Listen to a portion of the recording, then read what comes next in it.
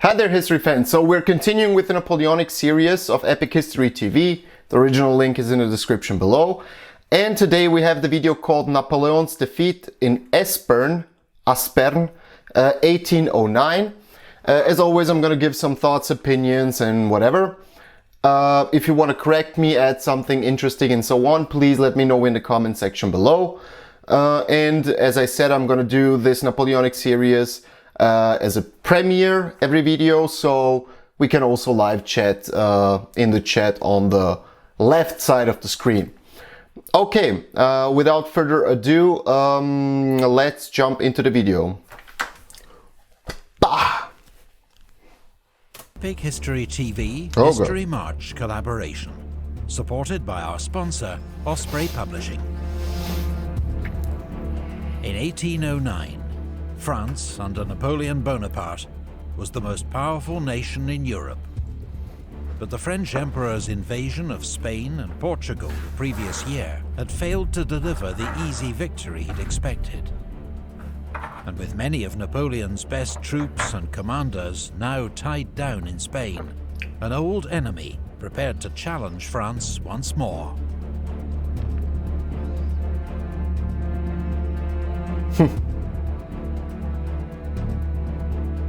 Austria had been preparing for war with France since her last humiliating defeat at Austerlitz in 1805. Now, with Napoleon busy in Spain and a British promise of cash subsidies, plus a supporting attack in Northern Europe, it looked like the ideal time to strike. This time, Austria's armies would be led by Archduke Charles, Emperor Francis's younger brother. At 37, he was 2 years younger than Napoleon, but already had 15 years' experience of high command. And he was learning from past defeats. He'd begun to reform the Austrian army along French lines, copying Napoleon's corps system and introducing new infantry tactics.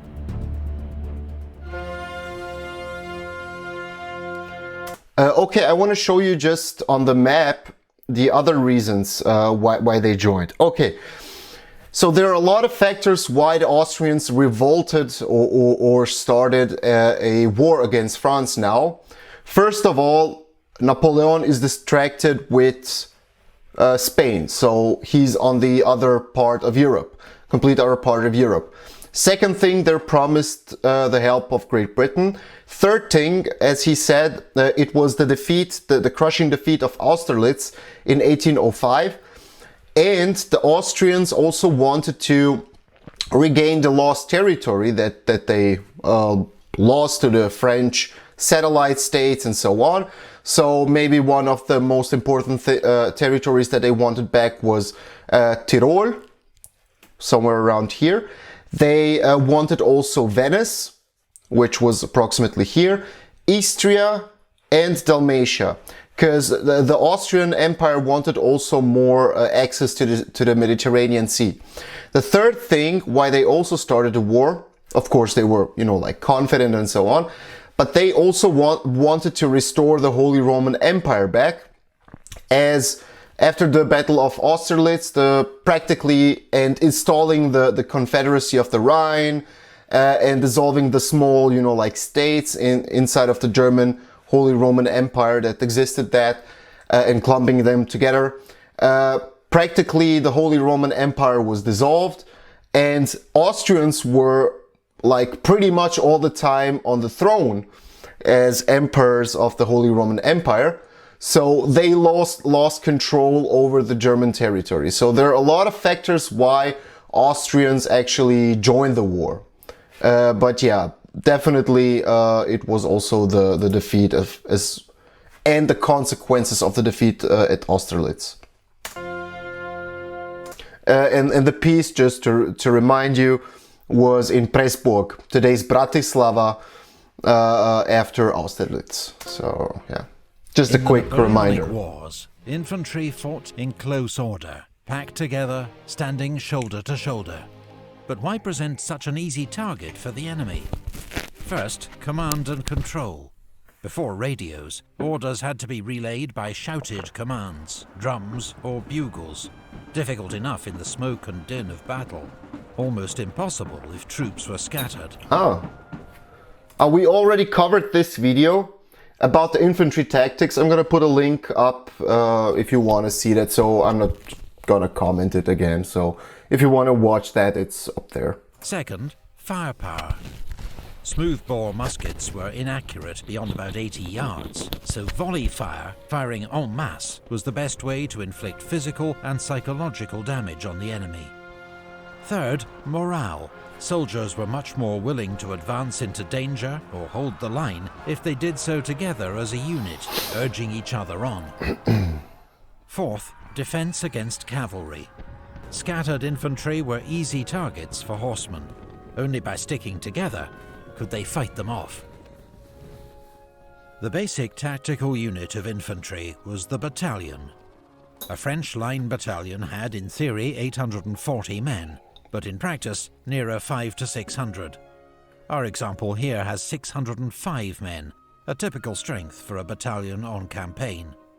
The men were divided into 6 companies, 4 fusilier companies, and 2 flank companies. On the right, the grenadiers, made up of the tallest, strongest men, often detached to form elite all-grenadier units. And on the left, the voltigeurs, specialist light infantry used for skirmishing in front of the battalion. Skirmishers moved independently, used cover, and fired at will to harass and unsettle the enemy, while preventing enemy skirmishers carrying out the same task. Most armies also had specialist light infantry units for this role, such as the British 95th Rifles, French Chasseurs à Pied, and Austrian and Prussian Jäger battalions. Yeah, the Jäger traditional battalion. battlefield formation was the line. All companies formed up alongside each other, 3 ranks deep. Line formation maximized the number of men who could fire their muskets at the enemy, and limited casualties from artillery fire. But it was extremely vulnerable to cavalry if it could be outflanked. And even for well-drilled troops, it was difficult to keep the line straight while advancing across broken ground. So for maneuver and attack, battalions usually formed a column of divisions.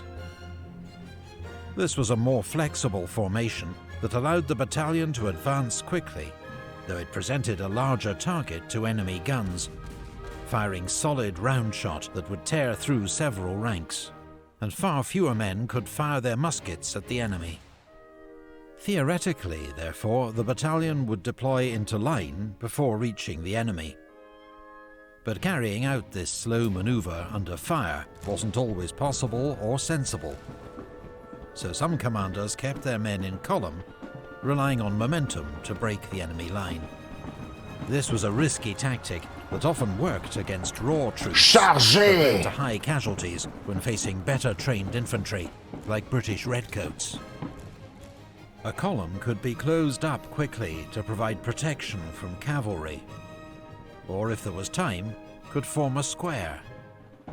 With bayonets fixed, the battalion formed an all-round defence that often resembled more of a rectangle. Enemy cavalry could surround the battalion, but not break in, as horses won't charge a solid wall of men and steel. But an infantry square was extremely vulnerable to artillery fire, and could only move very slowly. Changing quickly and smoothly from one formation to another, especially under fire, required training, practice, and experience. In 1809, the Austrian army began to use the battalion. But still, however logical it sounds, it's still, like horrifying to me when I think about, like just standing in a line and advancing and marching and knowing, okay, the enemy is going to shoot, 100 bullets now at me. Like, it's still crazy for me from my perspective now. In mass formation, crude but more suited to hastily trained conscripts. This was a dense column with limited firepower and huge vulnerability to enemy cannon. But it could quickly close up to repel cavalry using the same principle as the square, but without the complex drill, and was much more manoeuvrable. Napoleon, warned by his spies that Austria was preparing for war, left Spain and raced back to Paris, arriving on the 24th of January 1809. The French army in Germany, commanded by Marshal Berthier, would need urgent reinforcement. So Napoleon summoned units from Spain, called up young conscripts, and soldiers from his German allies in the Confederation of the Rhine. La Grande Armée was no longer the finely honed instrument of 1805, but with Napoleon at its head, it was still a formidable force. Archduke Charles ordered diversionary attacks in Poland and northern Italy, but launched his main attack against France's ally, Bavaria, on the 10th of April. It came a week earlier than Napoleon had expected and caught the French Emperor by surprise. Just a quick note, this is a big thing where Austrians went to take over the Duchy of Warsaw.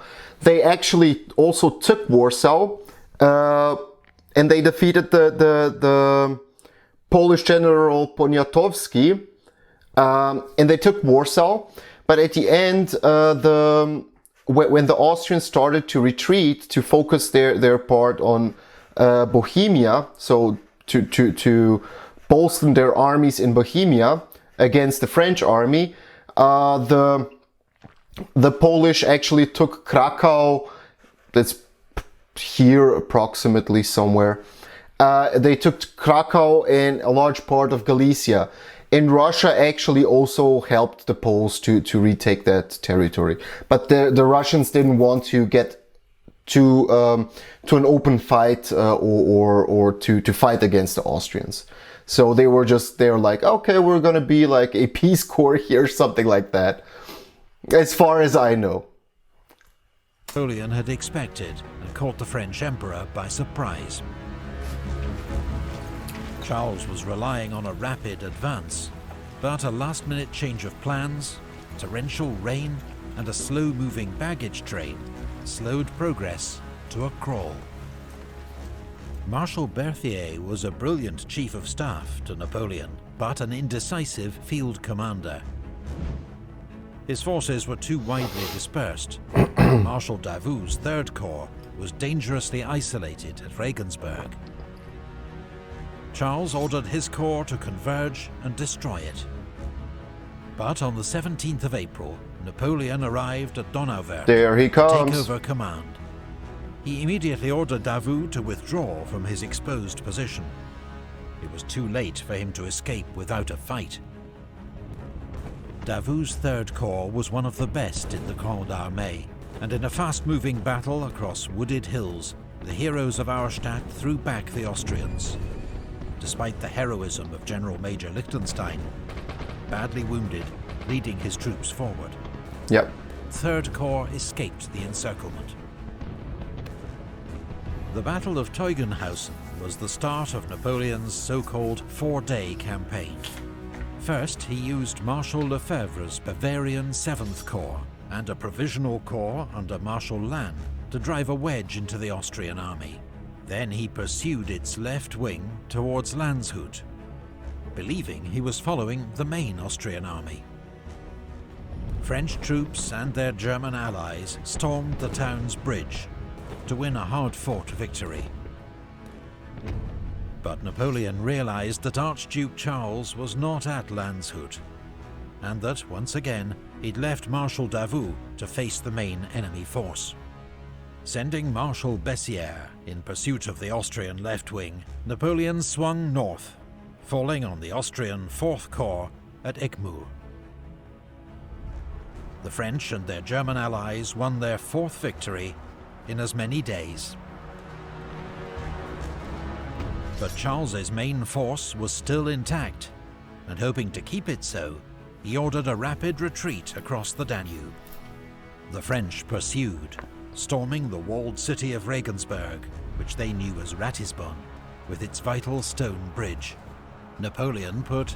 Wonderful city. I would recommend everybody sometime when all the crazy times that we're going through now are over, go and visit that city. It's really an old and beautiful city still today. Really, really. And the Roman bridge. Assault. When the attack faltered, Lannes threatened to lead the next charge in person, and his men, suitably chastised, took the city. During the siege, Napoleon was hit in the foot by a spent bullet, causing widespread alarm, but it proved to be a superficial wound. Stubborn Austrian resistance had allowed Archduke Charles and his army to escape across the Danube. Napoleon had cut the Austrian army in half, but both sections now retreated in good order towards Vienna. Napoleon led his forces in pursuit, detaching Lefebvre's Bavarian Corps to deal with a popular revolt in Tyrol, and Third Corps and the Württemberg 8th Corps to guard his line of communications. This one is pretty important. Andreas Hafer. There was a big uprising in Tyrol, which the Austrians lost in the Treaty of Pressburg, and this revolt here in Tyrol was actually pretty successful, but eventually they lost. They were given to Bavaria, so the allies of Napoleon, by the Treaty of Pressburg. But they were pretty effective. Why? Because this territory is pretty hilly, or has mountains and so on. So you couldn't fight a conventional war. So a lot of the fighting was actually guerrilla warfare, hit and run tactics, and so on, which the Bavarian and the French supporting troops that went with them there weren't that much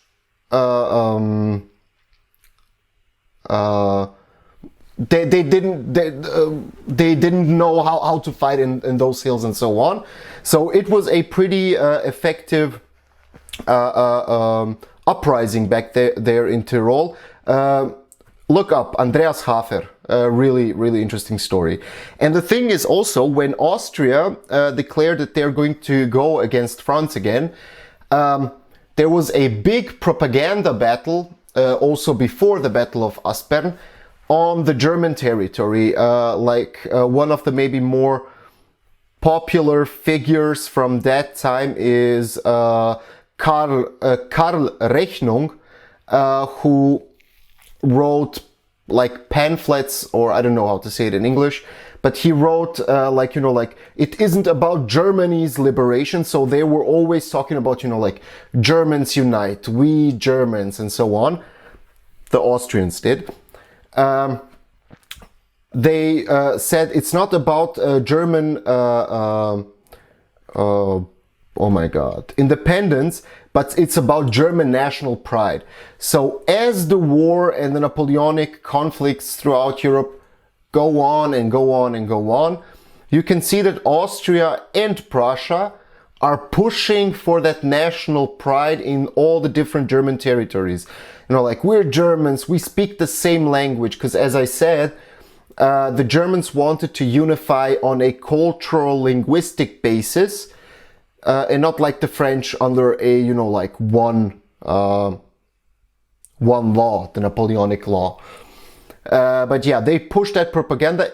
It was mostly ineffective, so most of the Germans or German territories were still loyal to Napoleon. But there were some uprisings, Friedrich Wilhelm von Braunschweig, so in Braunschweig, and Friedrich Wilhelm Schlagel, or so, something like that. But there were some uprisings, but most of the Germans, if you think of Germany today, so not Prussia and Austria, I mean, Austrians aren't German, but they were most still loyal to Napoleon. But still the Austrians tried to push that narrative. Which surrendered on the 13th of May after a short bombardment. Instead, Charles and the Austrian army lay in wait across the Danube. Napoleon was now down to 80,000 men, facing 110,000 Austrians. Charles's army had fought bravely and well throughout the campaign. But Napoleon still had a low opinion of Austrian troops and decided to attack. Yeah, one thing, so the capital of the Austrian Empire just fell, like Vienna. As far as I know, Napoleon also took residence in the palace of Schönbrunn, which is, you know, like still visible or in, I mean, not in use, but you can still go there today. A wonderful place.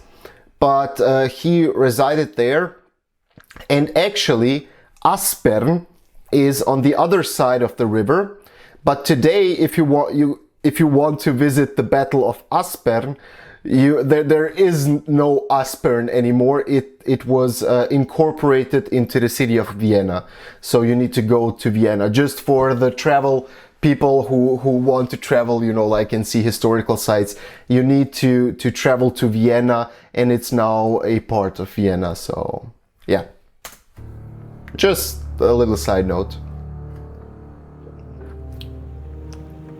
On the night of the 20th of May, French engineers hastily built a series of floating bridges between the river islands of the Danube, and French troops began to cross.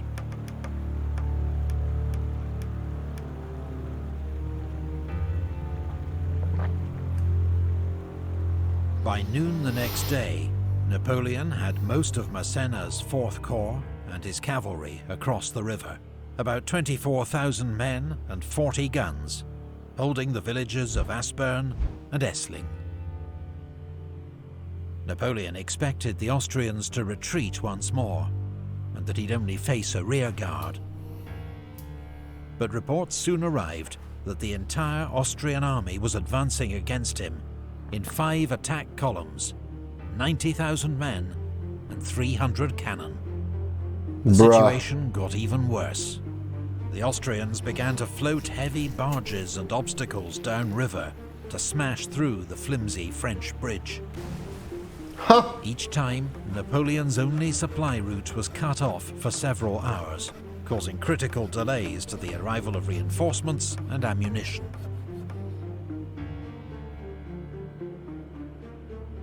The battle began around 2:45 p.m. as infantry of the Austrian First Column attacked Aspern. The village was soon under attack from 3 sides. General Molitor's French garrison clung on desperately, fighting hand-to-hand in the streets and suffering 50% casualties. Bruh. To support the defenders of Aspern, Napoleon ordered cavalry to charge the Austrian Third Column. But they could not break through the Austrian infantry, closed up in their battalion mass formation. At 6 p.m, Archduke Charles ordered General Bellegarde's Second Column to take Aspern at any cost. Charles himself rode among the front ranks, urging the men forward. In ferocious fighting, the Austrians took the village.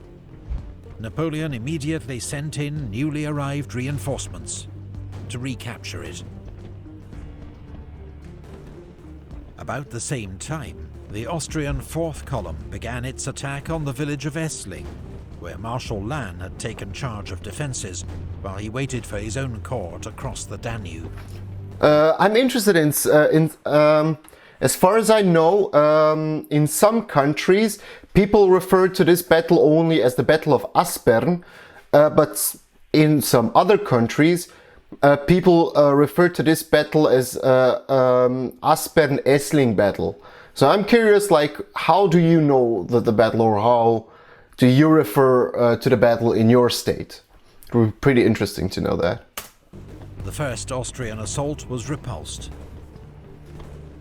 The veteran French cavalry commander, General d'Espagne, led his cuirassiers in pursuit, but was hit by grape shot and died of his wounds. No! Around 9 p.m, the Austrian Fifth Column finally arrived in position and made its first attack against Essling, which was thrown back by Lannes' troops. As night fell, firing died out across the battlefield, and men got what rest they could among the dead and the wounded.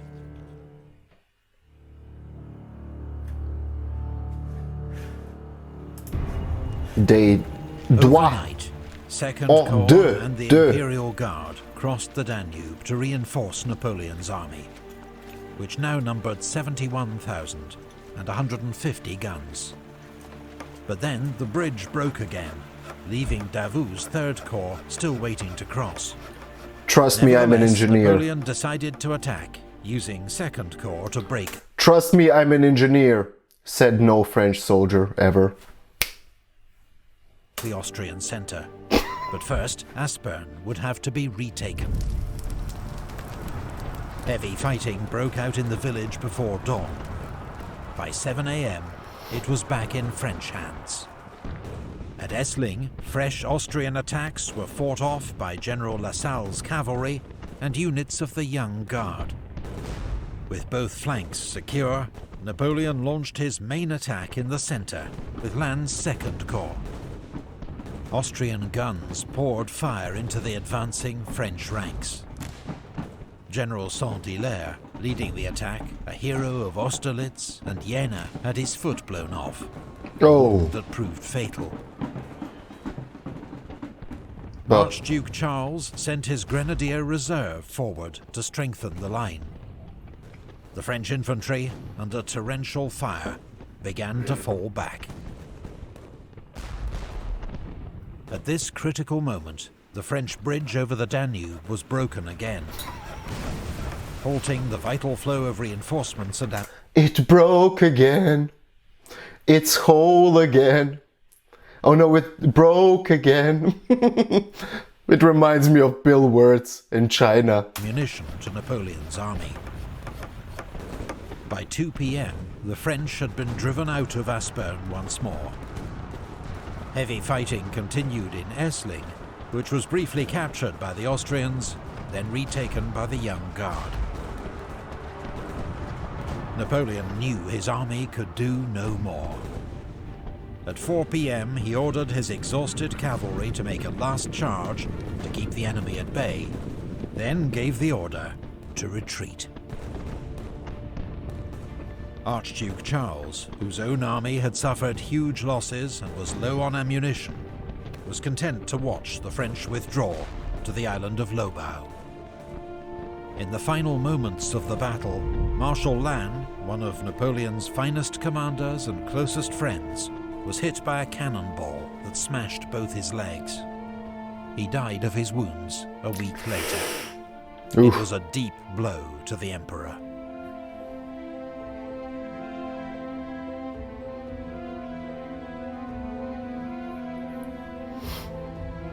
The two-day Battle of Aspern-Essling was Napoleon's first major defeat, caused by his overconfidence and hasty planning.